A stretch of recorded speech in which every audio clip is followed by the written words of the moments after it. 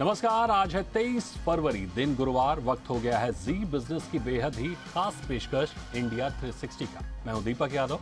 हो जाइए तैयार बड़ी खबरों के 360 डिग्री एनालिसिस के लिए। लेकिन सबसे पहले बड़ी खबरें।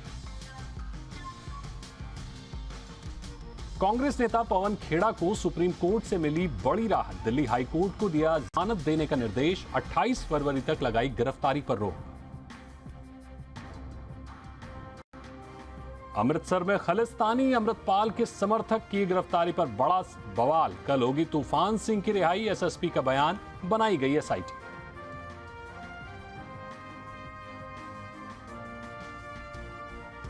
दिल्ली शराब घोटाले में केजरीवाल के पीए को ईडी का समन। पूछताछ के लिए ईडी ने समन देकर बुलाया। स्वीडन में फंसे करीब 300 हवाई यात्रियों तक पहुंची मदद। जी बिजनेस की खबर का असर, खबर के बाद एक्शन में एयर इंडिया। दिल्ली मुंबई में बढ़ते प्रदूषण से लोग बेहाल। 25 से 30% बढ़े स्किन से जुड़े मरीज। आज इंडिया 360 में करेंगे खास चर्चा। जानेंगे इन बीमारियों से कैसे बचें, कैसे अपने स्किन को रखें सुरक्षित। और फरवरी वायदा एक्सपायरी के दिन बाजार में रहा उतार चढ़ाव। निफ्टी 43 अंक गिरकर 17,500 के पार हुआ बंद।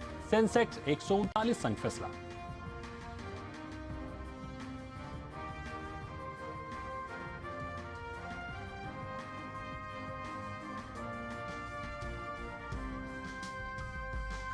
तो बुलेटिन में सबसे पहले देख लेते हैं कि आज दिन भर की बड़ी खबरें क्या रहीं। असम पुलिस की ओर से कांग्रेस नेता पवन खेड़ा की गिरफ्तारी के कुछ ही देर बाद सुप्रीम कोर्ट ने राहत दे दी। सुप्रीम कोर्ट ने पवन खेड़ा की अंतरिम जमानत याचिका को मंजूरी दे दी। इसके साथ ही कोर्ट ने असम पुलिस और यूपी पुलिस को एफआईआर को एक साथ करने की याचिका पर नोटिस जारी किया है। सुप्रीम कोर्ट ने कहा कि सुनवाई की अगली तारीख तक याचिकाकर्ता को कोर्ट से अंतरिम जमानत पर रिहा किया जाएगा। सुप्रीम कोर्ट ने द्वारका कोर्ट को खेड़ा को अंतरिम राहत देने का निर्देश दिया है। आपको बता दें कि खेड़ा को आज सुबह दिल्ली पुलिस ने फ्लाइट से उतार दिया था। खेड़ा रायपुर में कांग्रेस के अधिवेशन में हिस्सा लेने जा रहे थे।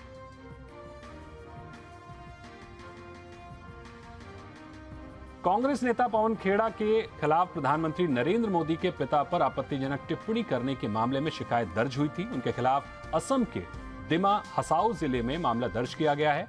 पवन खेड़ा ने प्रधानमंत्री का पूरा नाम बोलते हुए उनके पिता का गलत नाम बोल दिया, फिर गलती सुधारी, लेकिन बाद में फिर गलत नाम लेकर पीएम पर तंज कस दिया।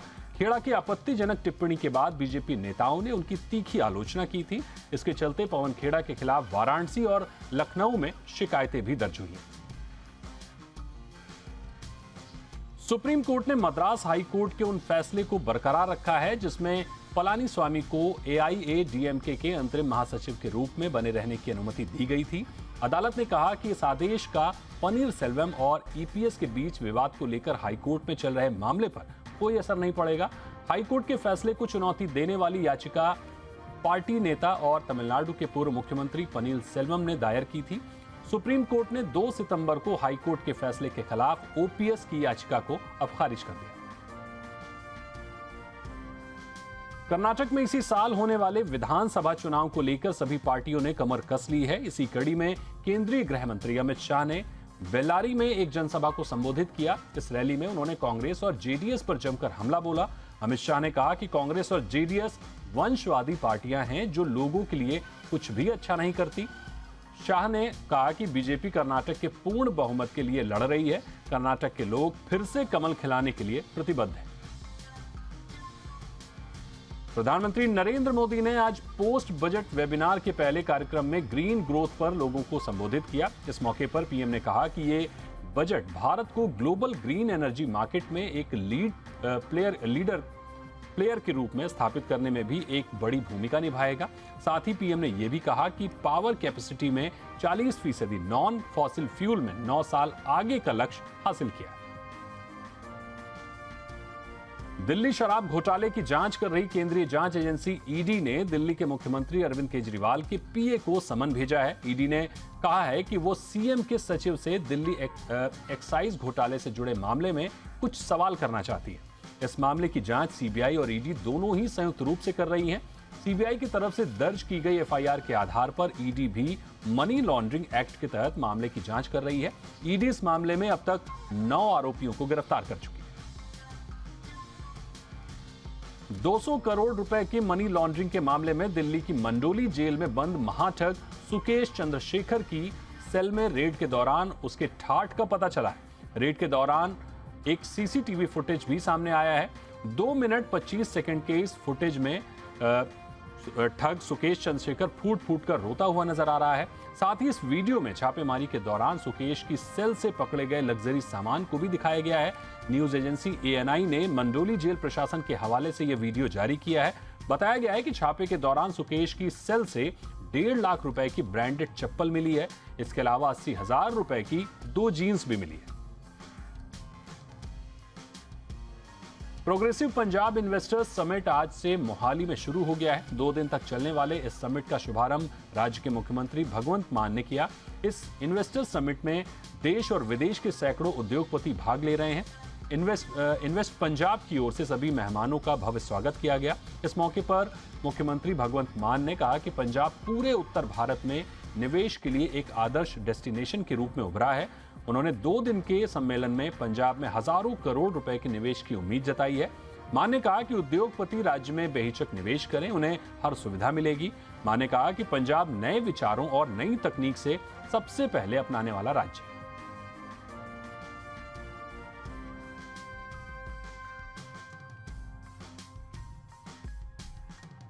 और अब बात करते हैं कवर स्टोरीज की।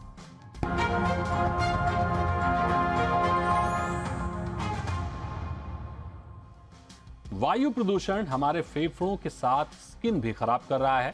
हाल के दिनों में स्किन के मरीजों की संख्या 25 से 30% बढ़ गई है। आपको याद होगा कि 15 फरवरी को मुंबई दुनिया का दूसरा सबसे प्रदूषित शहर बताया गया था। अब सवाल उठता है कि बढ़ते प्रदूषण में लोग अपनी स्किन का ख्याल कैसे रखें ताकि आपकी स्किन खराब ना हो। इस मुद्दे पर विस्तार से चर्चा करेंगे, लेकिन पहले ये रिपोर्ट देखिए। देश की राजधानी दिल्ली और आर्थिक राजधानी कही जाने वाली मुंबई में प्रदूषण के हालात दिन ब दिन खराब होते जा रहे हैं। वायु प्रदूषण हमारे फेफड़ों के साथ स्किन को भी अब खराब कर रहा है। जानकारी के मुताबिक एक हफ्ते में स्किन से जुड़ी बीमारी के मामले 25 से 30% तक बढ़ गए हैं। इन मरीजों में खुजली, स्किन एलर्जी से जुड़े सबसे ज्यादा मरीज हैं। स्किन से जुड़े कुछ ऐसे मामले भी सामने आए हैं जिसमें मरीज को एडमिट तक करना पड़ा है। डॉक्टरों के मुताबिक प्रदूषण और मौसम में आए अचानक बदलाव के चलते त्वचा संबंधी बीमारियां बढ़ रही हैं। चौंकाने वाली बात यह है कि सबसे ज्यादा मरीज युवा हैं। मुहासे और स्कैल्प फॉलिक्यूलिटिस तो आम बात है। ऐसे मामले भी सामने आए हैं जब सांस की बीमारियों की तरह ही त्वचा संबंधी समस्याएं कई बार हफ्तों तक बनी रहती हैं। ऐसे में आपको बेहद सतर्क रहने की जरूरत है। दरअसल वायु प्रदूषण के संपर्क में आते ही स्किन में जलन महसूस होने लगती है। इसके अलावा आंखों में भी इरिटेशन महसूस होती है। प्रदूषण के कारण आंखों के नीचे काले घेरे नजर आने लगते हैं। आंखों के नीचे झुर्रियां भी होने लगती हैं। क्रो फीट लाइन ढीली हो जाती है, जिसके चलते आप समय से पहले बूढ़े नजर आने लगते हैं, क्योंकि खराब हवा से कई टॉक्सिन्स चेहरे पर जमा हो जाते हैं। इससे एक्ने और झाइयां फेस पर बढ़ जाती हैं। कई बार वायु प्रदूषण के कारण चेहरे पर लाल चकत्ते निकल आते हैं, जो आपके चेहरे को भद्दा बनाते हैं। स्किन से जुड़ी बीमारी से बचने के लिए कुछ ऐसे उपाय हैं जिसके जरिए आप स्किन की समस्या से काफी हद तक छुटकारा पा सकते हैं। जब भी बाहर से आए, चेहरे की क्लिंजिंग मिल्क से अच्छे से सफाई करें। इसके बाद साफ पानी से फेस को धो लें। आप चेहरे पर मॉइस्चराइजर का इस्तेमाल कर सकते हैं। घर से बाहर निकलने से पहले फेस को कवर करके रखें। इसके अलावा आप सनस्क्रीन का इस्तेमाल भी कर सकते हैं। कोशिश करें जब कोई जरूरी काम हो तभी घर से बाहर निकलें। अगर आपको ज्यादा स्किन से संबंधित परेशानी महसूस हो रही है तो त्वचा संबंधी विशेषज्ञ से सलाह जरूर लें। इसके अलावा रेटिनॉल और विटामिन सी जैसे इंग्रेडिएंट्स को स्किन केयर रूटीन में शामिल कर सकते हैं। ब्यूरो रिपोर्ट, जी मीडिया। तो पॉल्यूशन तरह तरह से आपके शरीर पर हमला कर रहा है और इसी को समझने जानने की कोशिश करेंगे। हमारे साथ इस खास चर्चा में नानावटी हॉस्पिटल की सीनियर डर्मेटोलॉजिस्ट डॉक्टर वंदना पंजाबी हैं।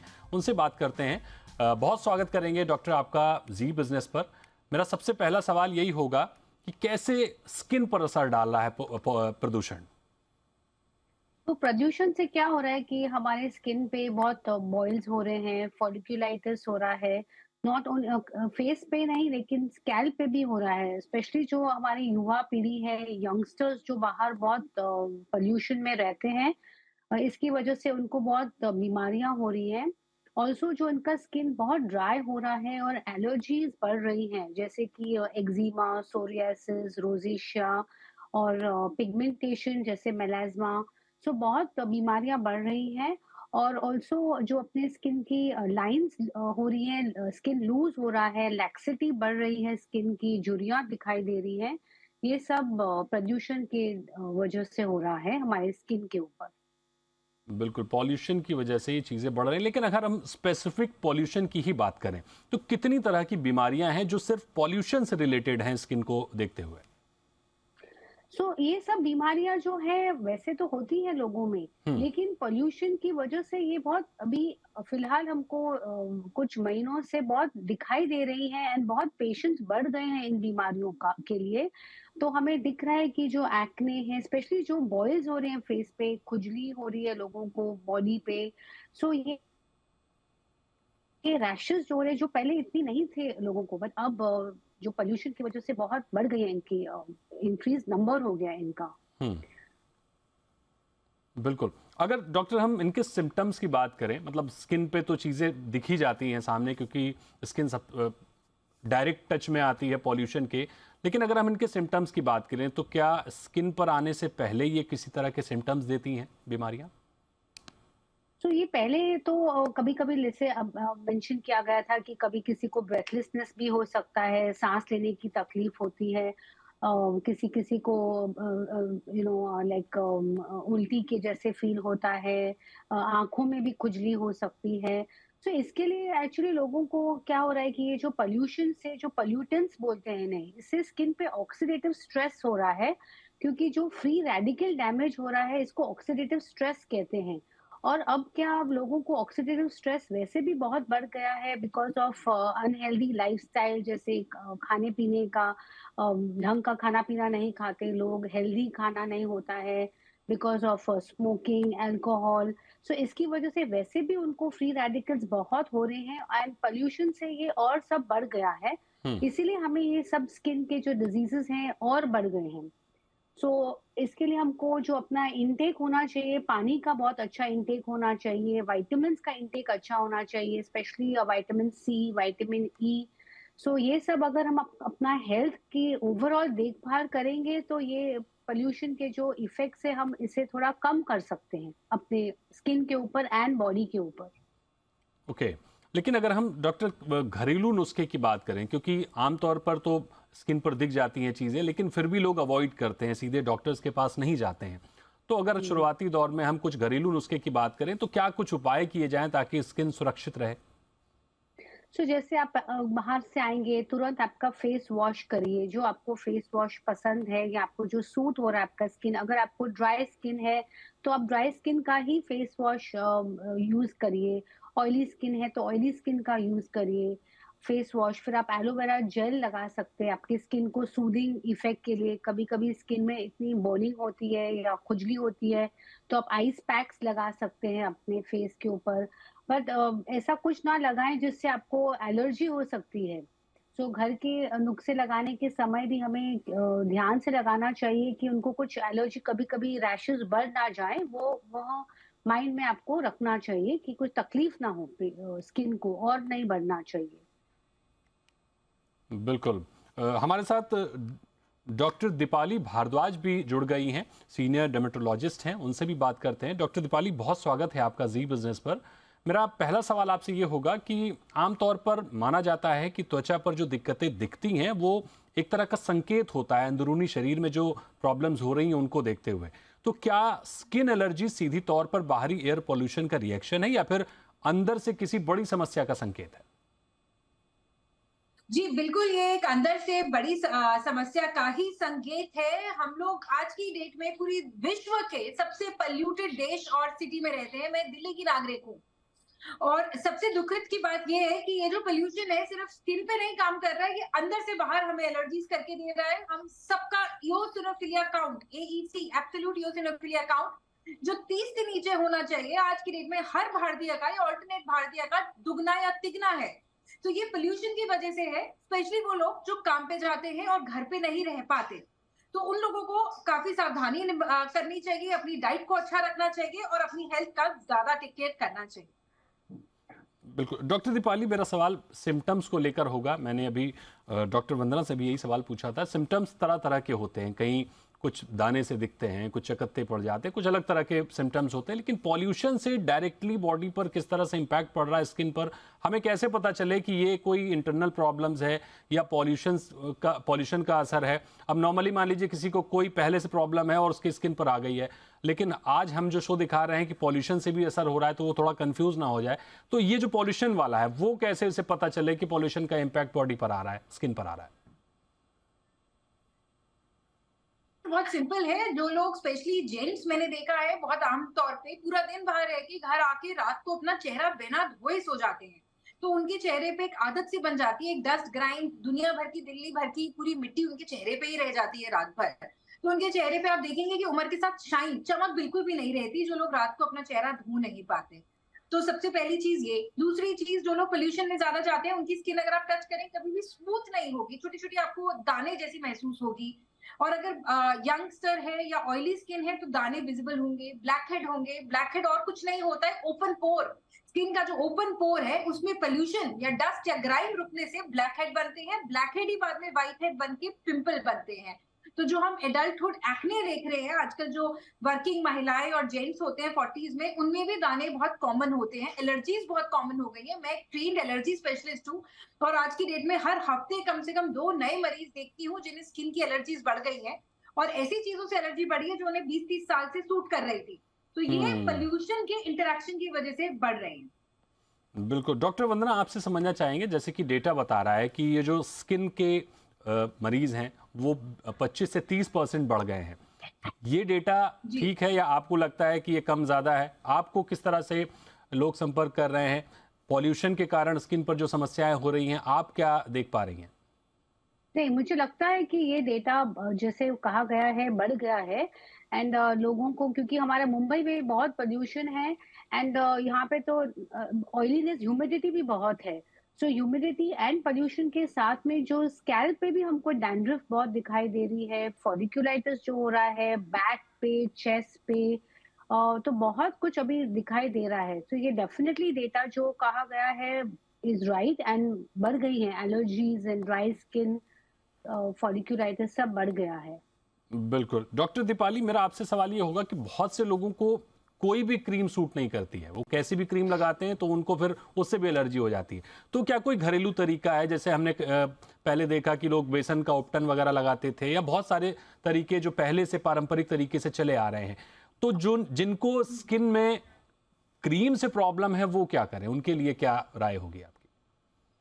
ये मेरा बहुत फेवरेट इसका नुस्खा है, क्योंकि मैं दही में बहुत विश्वास करती हूँ। जो लोग दही खाते हैं और त्वचा पे दही लगा पाते हैं, क्योंकि दही, curd is rich in probiotic, so वो हमारे स्किन के जो नॉर्मल बैक्टीरिया जिनका बैलेंस खराब हो जाता है पोल्यूशन को मिलके, उसको बैलेंस में हेल्प करता है। Curd is strongly anti inflammatory, तो वो स्किन पे लगाने से जो एलर्जी, सेंसिटाइजेशन, सेंसिटिविटी बढ़ जाती है पोल्यूशन की वजह से, पीरियड्स, हार्मोन्स, इरिटेशन, स्ट्रेस की वजह से, किसी भी चीज से, तो वो उसको काफी हेल्प करता है। तो लोगों को दही सबसे पहले लगाना चाहिए, बर्फ लगानी चाहिए। बर्फ आपको कोई मशीन खरीदने की जरूरत नहीं है, जो इंस्टाग्राम वगैरह लोग सीखते हैं कि वीडियो से कि बर्फ ऐसे मलो वैसे मलो। घर की साधारण बर्फ लेके आप उसको मल सकते हैं, उसके बाद दही लगा सकते हैं, या प्योर एलोवेरा जेल। जी, एलोवेरा जेल का 100 रुपए का पौधा भी आपको एंटी एलर्जी के लिए हेल्प करेगा, और घर में आप रख सकते हैं, एस्थेटिक भी लगेगा, सक्युलेंट हेयर मेंटेन करना इजी होता है। तो एलोवेरा जेल प्योर आप लगा सकते हैं, दही लगा सकते हैं। ये मेरे घरेलू मतलब फेवरेट नुस्खे हैं। मगर बेसन अच्छा नहीं रहता हर स्किन के लिए। मैंने नोट किया एज अ डर्मेटोलॉजिस्ट कि बहुत लोगों को बेसन लगा के एलर्जी हो जाती है, क्योंकि बेसन एक्सफोलिएंट भी है। तो उसकी कितनी आपको क्वांटिटी लेनी है, किस तरह का बेसन लेना है, वो हम इस तरह के चैनल पे नहीं समझा सकते जब तक आमने सामने मरीज ना बैठा हो। तो बेसन में नहीं एडवोकेट करूंगी। बिल्कुल, तो अपनी मर्जी से कुछ भी ना लगाएं। दही, जैसा कि आपने बताया कि उसका प्रयोग कर सकते हैं। तो डॉक्टर दीपाली, एक सवाल मेरा आपसे ये होगा कि हम मौसम का भी असर देखते हैं। पॉल्यूशन तो जो असर दे रहा है। सर्दियों में स्किन बड़ी अच्छी हो जाती है, गर्मियों में थोड़ी सी गड़बड़ हो जाती है। तो क्या अगर हम एरिया वाइज देखें तो मौसम का भी असर होता है स्किन पर? जी, बिल्कुल होता है। मौसम में हम जनरली देखते हैं, जैसे बारिशों में हेयर फॉल नोट किया जाता है, समर्स में एक्ने देखी जाती है और विंटर्स में ड्राई स्किन देखी जाती है। एलर्जी सारे मौसम में देखी जाती है आज की डेट में भारत देश में। तो इस सब का बहुत फ़र्क है। हमें अपनी त्वचा को मेंटेन करना है। देखिए, त्वचा में एक पैसिनी कॉर्पस्कल्स होते हैं। ये कॉर्पस्कल जो रिसेप्टर है, ये मौसम का भाप लेता है और उस हिसाब से हमारी स्किन को मेंटेन करता है। तो हमें उसको मेंटेन करने के लिए ना स्किन को ज्यादा ड्राई होने दें, ना स्किन को ज्यादा ऑयली होने दें। मैं उन दर्शकों को भी आपके चैनल के द्वारा कहना चाहूंगी जो बहुत स्किन का ध्यान रखते हैं कि 5 दिन रखें, 2 दिन छुट्टी करें। और जो हम्म। बिल्कुल ध्यान नहीं रखते हैं उनसे ये रिक्वेस्ट करूंगी वो 5 दिन अपना ध्यान रखें। तो थोड़ा बैलेंस करना, और जो कुदरती करिश्मा जो हमारी स्किन है, लार्जेस्ट ऑर्गन है जिसपे इतने बैक्टीरियाज हैं, उसका बैलेंस बनाए रखें, तभी हमारी स्किन पे ग्लो चमक रहेगी जो अंदर से बाहर आती है। बाहर से मेकअप लगा के कोई त्वचा पे स्किन पे ग्लो नहीं आ सकती बहुत लंबे टाइम के लिए। ये बड़ी अहम बात कही आपने कि बाहर से आप कितने भी उपाय कर लीजिए, लेकिन स्किन अगर आपकी बेहतर होगी तो वो अंदर से ही होगी। आप अपना खान पान और बाकी चीज़ों का ध्यान रखें। और डॉक्टर वंदना, मेरा एक अहम सवाल होगा कि सबकी स्किन एक जैसी नहीं होती है। किसी की डार्क स्किन है, किसी की फेयर स्किन होती है। तो पॉल्यूशन किसी खास तरह की स्किन पर ज़्यादा एलर्जी करता है, ज़्यादा असर डालता है, ऐसा कुछ है क्या? ऐसा नहीं है कि पोल्यूशन कुछ पर्टिकुलर स्किन पे ज़्यादा इफ़ेक्ट करता है, बट ऑफ कोर्स जनरली हमने देखा है जो फेयर स्किन होती है या जिसको लाइट स्किन कहते हैं, तो उनका स्किन थोड़ा ज़्यादा सेंसिटिव होता है। सो जब वो बाहर जाते हैं तो पोल्यूशन के साथ-साथ उनको धूप का भी जो इफ़ेक्ट होता है, डैमेजिंग इफ़ेक्ट होता है। सो धूप का भी होता है, पोल्यूशन ऑलरेडी है, प्लस यहाँ पे जैसे मैंने कहा मुंबई में ह्यूमिडिटी इतनी हाई है, सो इन तीनों का इफ़ेक्ट उन पे होता है। बट हर स्किन टाइप को केयर तो करना ही है, एंड ये जो पोल्यूशन का इफेक्ट है वो कोई भी स्किन टाइप पे हो सकता है। इनफैक्ट बच्चों को भी होता है, बड़ों को भी होता है, एंड इनफैक्ट जैसे एज बढ़ती है तो उनका स्किन और सेंसिटिव होता है और डेलिकेट होता है, तो हमें और ध्यान रखना पड़ता है। बिल्कुल डॉक्टर दीपाली, इसी सवाल को मैं आपसे भी समझना चाहूंगा कि क्या स्पेसिफिक कलर इम्पैक्ट डालता है एलर्जी को? क्या अगर कोई फेयर है या डार्क है, उसकी स्किन पर अलग अलग तरह से असर करता है पॉल्यूशन? जी देखिए, फोटो एलर्जिक रिएक्शंस हम उसे कहते हैं जो ज्यादा फेयर होते हैं, मगर स्किन के कलर से ज्यादा जरूरी होता है टेक्सचर। मेरे हिसाब से अगर स्किन ड्राई है तो उसमें कट्स अगर कहीं भी पड़ते हैं तो बैक्टीरिया पोल्यूशन ज्यादा घुस पाता है। ड्राई स्किन का मतलब ये है कि ऊपर की आपकी 50-60 मिलीमीटर की स्किन ड्राई है, तो वो एक तरह की ओपनिंग बन गई है, तो पोल्यूशन ज्यादा एंटर करेगा। उन लोगों को एस्थमा, लंग इन्फेक्शन ज्यादा होती है, एलर्जी ज्यादा होती है, इंटरनल एक्सटर्नल दोनों, हम्म। जिनकी स्किन ड्राई हो। तो आप अपनी स्किन को ज्यादा ड्राई ना होने दें। अगर आप वर्किंग प्रोफेशनल हैं, स्पेशली जैसे जेंट्स हैं जो अपने पैरों का ध्यान नहीं रखते हैं, तो वो सैंडल पहन के ना जाएं। अगर उनको लगता है बाहर एटलीस्ट काम पे शूज सॉक्स ही पहने। लेडीज भी जो अपना पेडिक्योर नहीं करा पा रही हैं या कट्स हैं, ओपन है, तो शूज एंड सॉक्स पहने गर्मियों में भी। छोटे छोटे बदलाव हमें लाने पड़ेंगे जब तक हम अपने बॉडी लेवल के ऑक्सीजन, तो हम अभी भी पैंडेमिक के दौरान ही चल रहे हैं, तो जो हम लोगों ने सबने सीखा है कि हमें अपने शरीर के अंदर ऑक्सीजन लेवल ठीक रखना है, हमें अपनी स्किन के अंदर ऑयल कंटेंट ठीक रखना है। तो अगर आप वेजिटेरियन डाइट भी खाते हो तो आपको ओमेगा 369 अलसी के दाने रोज खाने चाहिए, जो लोग यहाँ पे पोल्यूशन में रहते हैं या पोल्यूशन में काम पे जाते हैं, ताकि इंटरनल स्किन के जो ऑयल्स है वो ठीक रहे। अंदर भी खाएं ओमेगा 369 फ्लैक्सीड के रूप में, और बाहर से लगाएं भी, त्वचा को ड्राई ना होने दें। बिल्कुल, ये बड़ी अहम बात आपने कही कि हालांकि पॉल्यूशन का असर स्किन पर भले ही दिख रहा है, लेकिन पॉल्यूशन का असर स्किन पर आता बहुत बाद में, शुरुआत अंदर से होती है। तो अगर ओवरऑल बॉडी ठीक रहेगी, ओवरऑल बॉडी फिट रहेगी, तो स्किन भी आपकी चमकती दमकती रहेगी। तो बहुत शुक्रिया करेंगे डॉक्टर वंदना, और बहुत शुक्रिया करेंगे डॉक्टर दीपाली आपका हमारे साथ जुड़ने के लिए और हमारे दर्शकों को स्किन की केयर बताने के लिए। धन्यवाद। और अब आपको बताते हैं एक अहम खबर, ब्रेकिंग न्यूज। ऑपरेशन डीमैट डाका का एक बार फिर असर हुआ है। टेलीकॉम फ्रॉड पर ज्वाइंट कमेटी ऑफ रेगुलेटर्स की बैठक है। स्पैम कॉल, टेलीकॉम इंफ्रास्ट्रक्चर के जरिए होने वाले फ्रॉड पर चर्चा हुई है। हमारे सहयोगी अमरीश पांडे हमारे साथ जुड़े हैं, उनसे पूरी खबर जानते हैं। बताइए अमरीश, क्या है पूरी खबर? एक बार फिर से ऑपरेशन डीमैट डाका का असर देखने को मिल रहा है, सरकारें मुस्तैद होती फिर से दिख रही हैं और फिर एक बार एक्शन होता हुआ नजर आ रहा है। जी बिल्कुल सही कहा आपने कि जब जब इस तरह के फ्रॉड्स होते हैं, उसकी सारी जो मोडस ऑपरेंडी है और किस तरह से इसको रोका जा सकता है, इसको लेकर जी बिजनेस ने लगातार आवाज उठाई है और लगातार उन एजेंसीज को संपर्क किया है, उनको बताया है कि किस तरह के फ्रॉड्स चल रहे हैं।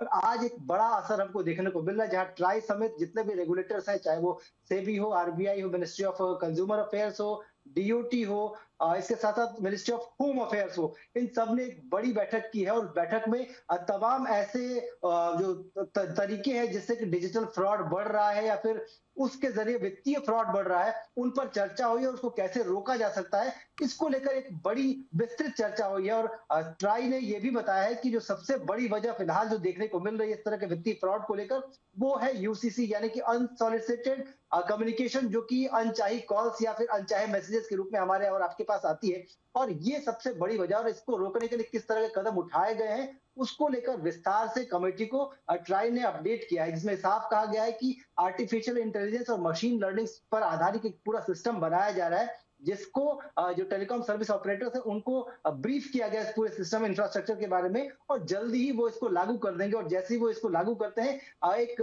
बड़ा बदलाव, एक बड़ा अंतर दिखेगा हमको इस तरह के कॉल्स और इस तरह के मैसेजेस में, जो कि कम होते नजर आएंगे।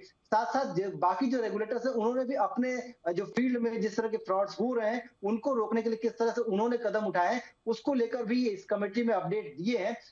जिस तरह से हमने बताया आपको कि ऑपरेशन डीमेट डाका में हमने बताया था कि किस तरह से सिम कार्ड के फ्रॉड्स, सिम कार्ड की स्पूफिंग, इस तरह की जो चीजें हो रही हैं या फिर डीमेट अकाउंट या फिर लिंक्स भेजकर उस तरह के जो चोरियां हो रही थी, उसको लेकर भी एक बड़ी चर्चा हुई है। और उसको दूर करने के लिए तमाम जो पीज और आरटीएम्स हैं उन पर जो पेनल्टी है और जो जुर्माना है वो बढ़ाए जाने की बात कही गई है। तो संभव है कि हमको आने वाले दिनों में कई सारे स्टेप्स इन तमाम अलग अलग रेगुलेटर्स देखने को मिले। साथ साथ एमएचए ने एक बड़ी जानकारी जरूर दी है कि जितने भी इस तरह के लिंक्स हैं उन पर लगातार काम चल रहा है और उनको ब्लॉक करने या फिर उन पर जो भी जुर्माने की कार्रवाई है वो शुरू कर दी है सरकार ने, और जल्द ही उस पर भी हमको एक बड़ा एक्शन होता हुआ दिखेगा। बिल्कुल, यानी सरकार के जॉइंट रेगुलेटर्स के जरिए इस पर एक्शन होता हुआ दिख रहा है। एक बड़ा असर, एक बड़ा इंपैक्ट ऑपरेशन डीमैट डाका का हमने कई बार, एक बार नहीं कई बार पूरी सीरीज चलाई थी और सीरीज में हमने बताने की, आपको समझाने की कोशिश की कि ये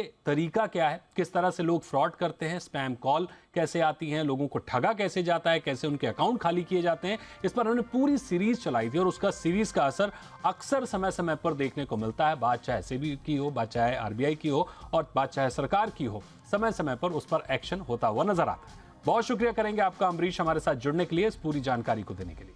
और अब खबर पंजाब के अमृतसर से, जहां एक खालिस्तान समर्थक संगठन ने जमकर उपद्रव किया। तलवार, भालों और बंदूकों से लैस हजारों की भीड़ ने एक थाने पर कब्जा कर लिया।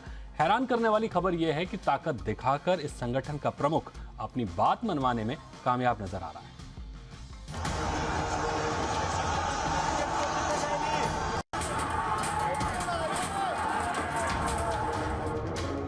हाथों में तलवार, हाथों में भाले, लाठियों से लैस उग्र भीड़, थाने के अंदर बंदूकों से लैस अमृतपाल सिंह के समर्थक। अमृतसर के अजनाला में जो कुछ नजर आ रहा है उस पर भरोसा करना थोड़ा मुश्किल होगा, लेकिन सच यही है।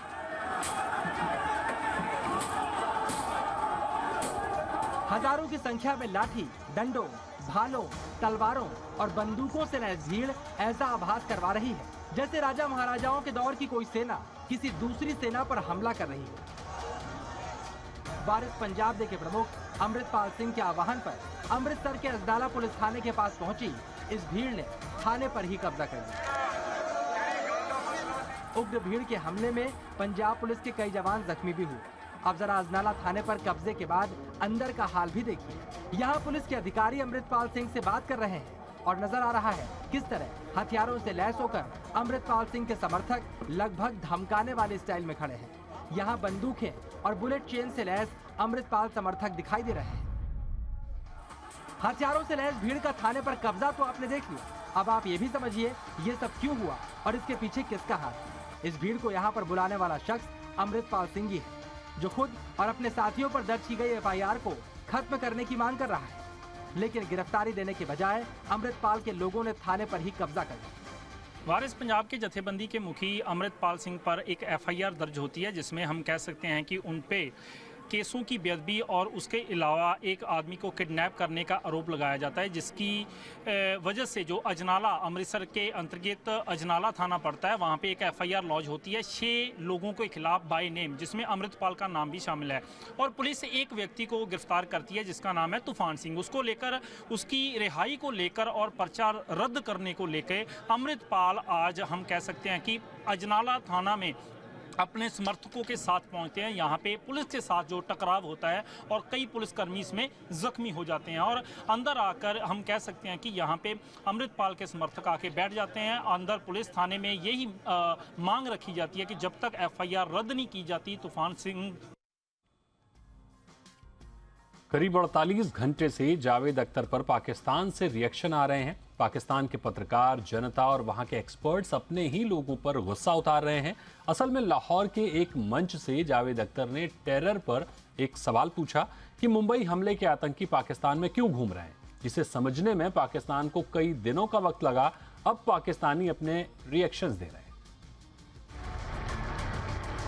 जावेद अख्तर ने मुंबई हमले पर जो कहा वो पाकिस्तान को 48 घंटे के बाद समझ में आया। अबे अकल के बुद्धुओं, तालियां बजा के हंसते रहे। आतंकवाद पर जावेद अख्तर ने जो कहा वो सुनकर पाकिस्तानियों के सीने पर सांप लौट गया। इनको तो करना ही है ये। पिछले 2 दिनों से पाकिस्तान में जावेद अख्तर का नाम ट्रेंड कर रहा है।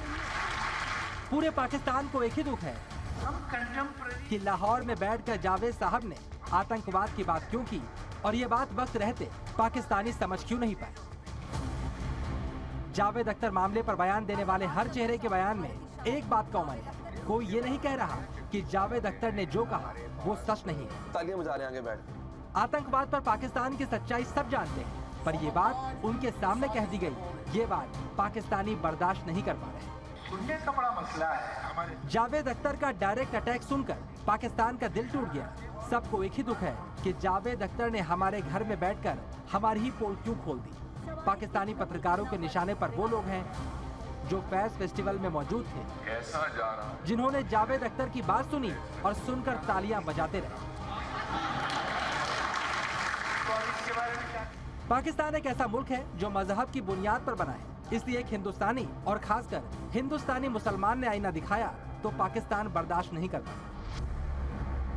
जावेद अख्तर ने बेबाक तरीके से पाकिस्तान को दिल से सुनाया। उन्होंने कहा कि मुंबई हमले के जिम्मेदार पाकिस्तान की सड़कों पर घूम रहे हैं। जावेद अख्तर के बयान देने के ठीक बाद खून के आखिरी कतरे तक पाकिस्तान के रावलपिंडी में आतंकवादी सैयद सलाहुद्दीन दिखाई दिया। ये आतंकवादी संगठन हिजबुल मुजाहिदीन का चीफ है। इस आतंकी संगठन के टेररिस्ट जम्मू कश्मीर से लेकर भारत के अलग अलग शहरों में हमला कर चुके हैं। ये टेररिस्ट ही पाकिस्तान के सबसे बड़े ब्रांड एम्बेसडर हैं, लेकिन पाकिस्तान में चर्चा का सब्जेक्ट आतंकवादी नहीं बल्कि जावेद अख्तर का बयान है। ब्यूरो रिपोर्ट, जी मीडिया। पाकिस्तान आतंकवाद को पालता पोषता है और यही आतंकवाद उसको बर्बाद कर रहा है। पाकिस्तान ने तालिबान को अफगानिस्तान पर कब्जे में मदद की थी, लेकिन आज उसी के सामने मदद की भीख मांग रहा है और उसे भीख नहीं मिल रही है। पाकिस्तान अपने मुल्क में आतंकवाद रोकने के लिए तालिबान के पास पहुंचा था, लेकिन खाली हाथ लौटना है।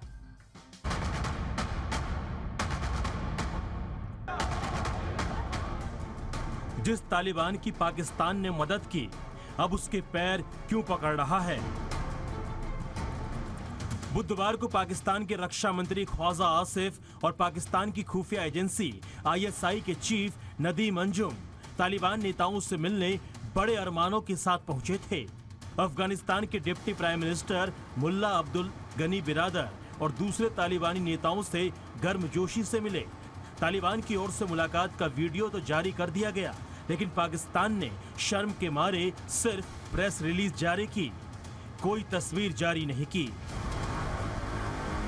पाकिस्तानी नेता और ISI चीफ काबुल ये उम्मीद लेकर पहुंचे थे कि पाकिस्तान में आतंकी वारदात को अंजाम देने वाले आतंकी संगठन पाकिस्तान तहरीक तालिबान पर तालिबानी नेता लगाम लगाने में मदद करेंगे, लेकिन तालिबानी नेताओं ने पाकिस्तान को खाली हाथ लौटा दिया। हाल ही में कराची में पुलिस प्रमुख के दफ्तर पर बड़ा आतंकी हमला हुआ था, जिसमें TTP का हाथ था। जब से अफगानिस्तान में तालिबान का शासन लौटा है, TTP ने पाकिस्तान में आतंकी हमले भी बढ़ा दिए हैं। इन हमलों को रोक पाने में पाकिस्तान की सुरक्षा एजेंसियां जब नाकाम हो गई तो लाचार पाकिस्तान मजबूरी में तालिबान नेताओं के पास पहुंच गया ताकि तालिबानी नेता टीटीपी के आतंकियों को रोकने का ऑर्डर दें। साल 2021 का दौर याद कीजिए, जब तालिबान दोबारा से अफगानिस्तान पर कब्जा करने की कोशिश में था तो पाकिस्तान तालिबान को मदद दे रहा था। जैसे तालिबान ने काबुल पर कब्जा कर लिया तो पाकिस्तान के तब के आईएसआई चीफ फैज हमीद काबुल पहुंचे थे और काबुल पहुंचने के बाद उन्हें चाय पिलाई गई थी। तब उनके चेहरे पर गजब की रौनक थी, लेकिन 1.5 साल के अंदर सारी रौनक उड़ जाएगी। पाकिस्तान ने ऐसा सोचा भी नहीं होगा। ये पहला मौका नहीं है जब पाकिस्तान का हाई लेवल डेलीगेशन आतंकी हमले रुकवाने की गुहार लेकर तालिबान के पास पहुंचा है। इससे पहले भी पाकिस्तान सरकार के मंत्री टीटीपी पर लगाम की मांग को लेकर तालिबानी नेताओं के पास पहुंचे थे, लेकिन हुआ कुछ भी नहीं। इस वीडियो में बर्फीली पहाड़ी पर कई आतंकी नजर आ रहे हैं। दावा है कि अफगानिस्तान से तहरीके तालिबान पाकिस्तान के सैकड़ों लड़ाके पाकिस्तान के लिए निकल पड़े हैं। उनका कहना है कि जो पाकिस्तान को सबक सिखाने और इस्लामाबाद में अल्लाह का राज स्थापित करने के लिए निकले हैं। तालिबान से आतंकी संगठन टीटीपी पर कोई भरोसा नहीं मिलने पर पाकिस्तान ने अब खुद ही कदम उठाना शुरू कर दिया है। अब जिस हिसाब से पाकिस्तान में आर्थिक संकट और महंगाई है, उससे आतंकी संगठन में भर्ती होने वालों की संख्या भी बढ़ने की आशंका है। ब्यूरो रिपोर्ट, जी मीडिया। असम पुलिस की ओर से कांग्रेस नेता पवन खेड़ा की गिरफ्तारी के कुछ ही देर बाद सुप्रीम कोर्ट ने राहत दे दी। सुप्रीम कोर्ट ने पवन खेड़ा की अंतरिम जमानत याचिका को मंजूरी दे दी। इसके साथ ही कोर्ट ने असम पुलिस और यूपी पुलिस को एफआईआर एक साथ करने की याचिका पर नोटिस जारी किया है। सुप्रीम कोर्ट ने कहा कि सुनवाई की अगली तारीख तक याचिकाकर्ता को द्वारका कोर्ट से अंतरिम जमानत पर रिहा किया जाएगा। सुप्रीम कोर्ट ने द्वारका कोर्ट को खेड़ा को अंतरिम राहत देने का निर्देश दिया है। आपको बता दें कि खेड़ा को आज सुबह दिल्ली पुलिस ने फ्लाइट से उतार दिया था। खेड़ा रायपुर में कांग्रेस के अधिवेशन में हिस्सा लेने जा रहे थे। बिना एफआईआर की कॉपी दिए, बिना मुझे कोई नोटिस दिए, हवाई जहाज से उतारकर इस तरह से गैरकानूनी रूप से मुझे गिरफ्तार किया गया असम पुलिस द्वारा। न्याय प्रणाली पर मुझे पूरा भरोसा और आस्था है, जिसकी वजह से आज मेरी स्वतंत्रता की रक्षा हुई है। संघर्ष जो हमारा है इस देश को बचाने का, संवैधानिक मूल्यों को बचाने का, मेरे नेता राहुल गांधी जिस निडरता से अपना संघर्ष कर रहे हैं, मैं उनके हाथ मजबूत करने के लिए एड़ी चोटी का जोर लगाऊंगा। दिल्ली शराब घोटाले की जांच कर रही केंद्रीय जांच एजेंसी ईडी ने दिल्ली के मुख्यमंत्री अरविंद केजरीवाल के पीए को समन भेजा है। ईडी ने कहा कि वो सीएम के सचिव से दिल्ली एक्साइज घोटाले से जुड़े मामले में कुछ सवाल करना चाहती है। इस मामले की जांच सीबीआई और ईडी दोनों ही संयुक्त रूप से कर रही हैं। सीबीआई की तरफ से दर्ज की गई एफआईआर के आधार पर ईडी भी मनी लॉन्ड्रिंग एक्ट के तहत मामले की जांच कर रही है। ईडी इस मामले में अब तक 9 आरोपियों को गिरफ्तार कर चुकी है।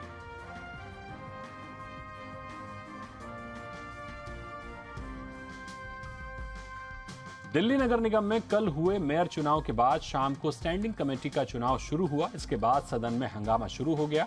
आप और बीजेपी मेंबर्स ने मारपीट शुरू कर दी। दोनों ने एक दूसरे पर लात घूंसे बरसाए। सदन में बोतलें फेंकी गईं और बैलेट बॉक्स पलट दिए गए। सदन में बुधवार देर रात हंगामा चलता रहा। आज सुबह नाश्ते के बाद फिर चुनाव की प्रक्रिया शुरू हुई, लेकिन हंगामे के चलते कार्यवाही कल तक के लिए स्थगित कर दी गई। अब स्टैंडिंग कमेटी के 6 सदस्यों का चुनाव शुक्रवार सुबह 10 बजे से शुरू होगा। बीजेपी ने आम आदमी पार्टी पर वोट की गोपनीयता भंग करने का आरोप लगाया है। 200 करोड़ रुपए के मनी लॉन्ड्रिंग के मामले में दिल्ली के मंडोली जेल में बंद महाठग सुकेश चंद्रशेखर की सेल में रेड के दौरान उसके ठाठ का पता चला है। रेड के दौरान एक सीसीटीवी फुटेज भी सामने आया है। 2 मिनट 25 सेकंड के इस वीडियो में ठग सुकेश चंद्रशेखर फूट फूट कर रोता हुआ नजर आ रहा है। साथ ही इस वीडियो में छापेमारी के दौरान सुकेश की सेल से पकड़े गए लग्जरी सामान को भी दिखाया गया। न्यूज एजेंसी एएनआई ने मंडोली जेल प्रशासन के हवाले से यह वीडियो जारी किया है। बताया गया है कि छापे के दौरान सुकेश की सेल से 1.5 लाख रुपए की ब्रांडेड चप्पलें मिली हैं। इसके अलावा 80,000 रुपए की 2 जीन्स भी मिली। प्रधानमंत्री मोदी ने आज पोस्ट बजट वेबिनार में ग्रीन ग्रोथ पर लोगों को संबोधित किया। इस मौके पर पीएम ने कहा कि ये बजट भारत को ग्लोबल ग्रीन एनर्जी मार्केट में एक लीड प्लेयर के रूप में स्थापित करने में एक बड़ी भूमिका निभाएगा। साथ ही पीएम ने यह भी कहा कि पावर कैपेसिटी में हमने 40% नॉन फॉसिल फ्यूल में 9 साल आगे का लक्ष्य हासिल किया है। भारत रिन्यूएबल एनर्जी रिसोर्सेज में जितना कमांडिंग पोजीशन में होगा, उतना ही बड़ा बदलाव वो पूरे विश्व में ला सकता है। ये बजट भारत को ग्लोबल ग्रीन एनर्जी मार्केट में एक लीड प्लेयर के रूप में स्थापित करने में भी अहम भूमिका निभाएगा।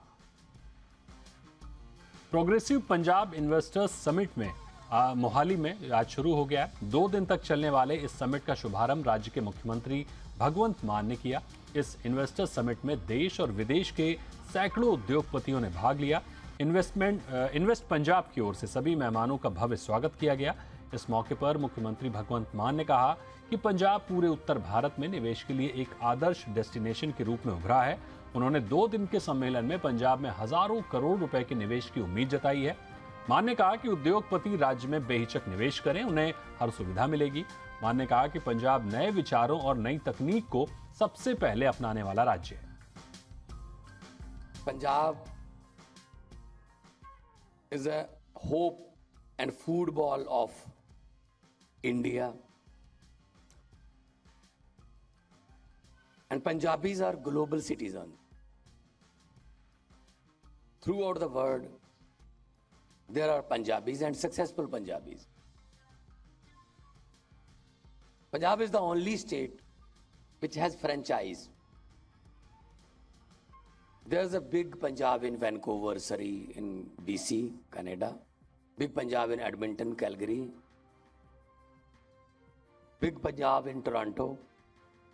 A big Punjab in San Francisco, San Jose, Fremont, Chicago, New York. A big Punjab in Birmingham, London, in Sydney, in Perth, in Melbourne, in Hamilton, Auckland, Singapore, Malaysia. So we are global citizens. मैं चाहता हूं जो भी आए दिल से आए, और पंजाब की धरती है, जो भी यहां दिल से आता है, इतनी बरकत है, उसको लॉस नहीं होता कभी। पंजाब ने कभी किसी को घाटा नहीं पाया। पंजाब पूरे देश को खाना खिलाता है। इन्वेस्ट पंजाब समिट कार्यक्रम में भारतीय इंटरप्राइजेस के वाइस चेयरमैन राकेश भारती मित्तल भी शामिल हुए। उन्होंने क्या कुछ कहा, आपको सुनाते हैं। पंजाब में इन्वेस्टमेंट समिट को लेकर पंजाब के मुख्यमंत्री भगवंत सिंह मान की लगातार इंडस्ट्रियलिस्ट और बड़े बिजनेसमैन से जो की है वो मुलाकात हो रही है। इस वक्त हमारे साथ राकेश भारती जी मौजूद हैं एयरटेल ग्रुप से। सर, किस तरह का माहौल आपको सबसे पहले पंजाब में मिल रहा है? आप काफ़ी लंबे समय से एक बड़ा बिजनेस रन कर रहे हैं। पंजाब की बात की जाए तो कहा जाता था कि ईज़ ऑफ बिजनेस पंजाब में नहीं है। आपको माहौल कैसा लग रहा है पंजाब में? देखिए, सबसे पहले तो मैं बधाई देना चाहूँगा मुख्यमंत्री जी को कि जो आज उन्होंने इन्वेस्टमेंट समिट के ऊपर ना सिर्फ इन्वेस्टर्स को बुलाया, बल्कि मैं समझता हूँ देश भर से विदेश से कई कंपनीज़ हैं जो इस जर्नी में जुड़ रही हैं। और पंजाब जो है ये संतों की, पीरों की, गुरुओं की नगरी है। पंजाब मीन्स 5 नदियों का समूह। और जो पंजाब है वो सिर्फ पंजाब में सिमट नहीं जाता। पंजाब, पंजाबी और पंजाबियत, अगर इन 3 चीज़ों का समीकरण करें तो वो एक ट्रू, मैं समझता हूँ कि पंजाबी कल्चर को दर्शाता है। जहाँ तक आपने ईज़ ऑफ डूइंग बिजनेस की बात की, आज पंजाब अमंग्स द टॉप जो अचीवर्स हैं, जो स्टेट रैंकिंग्स आती है from the government of India NITI Aayog से, Punjab amongst the top 5 achievers में है। और ये इसलिए भी हुआ क्योंकि इंफ्रास्ट्रक्चर पे बहुत जोर दिया गया। आज 70,000 किलोमीटर के ऊपर रोड्स एंड हाईवेज़ हैं जो पूरे राज्य से गुजरते हैं। 4 एयरपोर्ट की बात हो रही है, जो एक बहुत ही लॉन्ग परसिस्टेंट हमारी डिमांड थी लुधियाना एयरपोर्ट शुरू होने की। वो आज सीएम साहब ने भी बात की और मेरा मानना है कि इस साल में second half of the year में लुधियाना एयरपोर्ट जो है वहाँ से फ़्लाइट शुरू हो जाएगी। तो ये जो कनेक्टिविटी है ये further ease of doing business को बढ़ावा देगी। और उसके साथ साथ मेरा ये भी मानना है कि जो नीतियाँ हैं सरकार की, इंडस्ट्रियल नीति है, आज उन्होंने इंडस्ट्रियल पॉलिसी अपनी अनाउंस किया, या इलेक्ट्रिकल व्हीकल के ऊपर एक पॉलिसी अनाउंस किया गया, लॉजिस्टिक्स के ऊपर एक पॉलिसी अनाउंस की गई। तो ये एक मैं समझता हूँ कि ये फर्दर कंट्रीब्यूट करेंगे जो ease of doing business rankings को ऊपर लेके जाना है। देखिए हमारी तो इन्वेस्टमेंट चलती जा रही हैं एयरटेल में। जैसा मैंने बताया आज हम लाइव होने जा रहे हैं 5G इन पंजाब, ट्राई सिटी और लुधियाना में, और 2 मार्च 2024 तक जहां सारे देश की हम बात कर रहे हैं 5G मुहैया क्या कराया जाएगा एयरटेल, तो पंजाब भी पूरा जो है वो कवर हो जाएगा। डीप फेक ने सरकार की चिंता बढ़ा दी है। सरकार ने सोशल मीडिया कंपनियों इससे जुड़ी सभी कंटेंट हटाने और शिकायतों को सुलझाने को कहा है। दरअसल डीप फेक भ्रामक खबरों को फैलाने में फेक न्यूज से भी 4 हाथ आगे की टेक्नोलॉजी है। इसे AI यानी आर्टिफिशियल इंटेलिजेंस पर आधारित डिजिटल वेपन माना जा रहा है, जिससे किसी की इमेज को डिफेम या ब्लैकमेल किया जा सकता है। ये रिपोर्ट दें। डीप फेक यानी डीप लर्निंग और फेक का मिला जुला रूप। इसका डरावना पक्ष ये है कि आर्टिफिशियल इंटेलिजेंस यानी AI का इस्तेमाल करके किसी भी मीडिया फाइल से जुड़ी तस्वीर, ऑडियो या वीडियो की नकली कॉपी तैयार की जा सकती है। AI की मदद से तैयार और एडिट की गई नकली फाइल की तस्वीर और आवाज हूबहू असली फाइल जैसी नजर आने लगती है। टेक्नोलॉजी के युग में इसे डिजिटल वेपन के तौर पर देखा जा रहा है। इसका गलत इस्तेमाल इसे फेक न्यूज से कई गुना ज्यादा खतरनाक बना देता है। पूर्व अमेरिकी राष्ट्रपति बराक ओबामा से लेकर हॉलीवुड स्टार टॉम क्रूज तक डीप फेक टेक्नोलॉजी के जरिए फेक वायरल वीडियो के शिकार हो चुके हैं। डीप फेक के हो रहे गलत इस्तेमाल और खतरे को देखते हुए सरकार ने फेसबुक, इंस्टाग्राम, व्हाट्सएप, यूट्यूब और ट्विटर जैसी सोशल मीडिया कंपनियों को डीप फेक इमेजरी से जुड़े कंटेंट को हटाने के लिए जरूरी कदम उठाने को कहा है। इलेक्ट्रॉनिक्स और सूचना प्रौद्योगिकी मंत्रालय ने एक एडवाइजरी जारी कर कहा है कि डीप फेक से जुड़ी किसी शिकायत का सोशल मीडिया कंपनियों को 24 घंटे के अंदर निपटारा करना होगा। समझते हैं कि डीप फेक कैसे काम करता है। दरअसल ये आर्टिफिशियल इंटेलिजेंस का प्रयोग करके किसी व्यक्ति के बोले गए शब्दों, शरीर की गतिविधि या अभिव्यक्ति को दूसरे व्यक्ति के साथ मैच कर दिया जाता है। जनरेटिव एडवर्शियल नेटवर्क्स यानी GAN का इस्तेमाल कर नकली फाइल को और असली रूप दे दिया जाता है। ऐसे में ज्यादातर मामलों में ये पता करना बहुत ही कठिन हो जाता है कि दिखाया गया मीडिया असली है अथवा नकली। Software development open source community GitHub पर ऐसे तमाम सॉफ्टवेयर हैं जो डीप फेक को अंजाम देने में सक्षम है। इसके फायदे की बात करें तो फिल्मों में इसका खूब इस्तेमाल होता है। फास्ट एंड फ्यूरियस फिल्म के एक्टर पॉल वॉकर की मौत के बाद उनकी फिल्म में पॉल वॉकर के भाई को रखा गया, लेकिन डीप फेक के जरिए उनके चेहरे और आवाज को पॉल वॉकर के साथ मैच कर दिया गया। खासकर हॉलीवुड फिल्मों में डीप फेक का इस्तेमाल ज्यादा होता है। अब इसके नुकसान की बात करें। डीप फेक के जरिए किसी के राजनीतिक, सामाजिक, कारोबारी और पारिवारिक जीवन को प्रभावित किया जा सकता है। इसके अलावा फेक एविडेंस के लिए भी इसका बेजा इस्तेमाल हो सकता है। डीप फेक का इस्तेमाल डेमोक्रेसी के लिए खतरे की घंटी है। खासकर चुनाव के दौरान किसी उम्मीदवार के असल जैसे दिखने वाले फेक वीडियो से वोटिंग को प्रभावित किया जा सकता है। हालांकि हर टेक्नोलॉजी के सकारात्मक और नकारात्मक दोनों पक्ष होते हैं। ऐसे में डीप फेक के सही इस्तेमाल से होने वाले फायदे पर जोर होना ज्यादा चाहिए।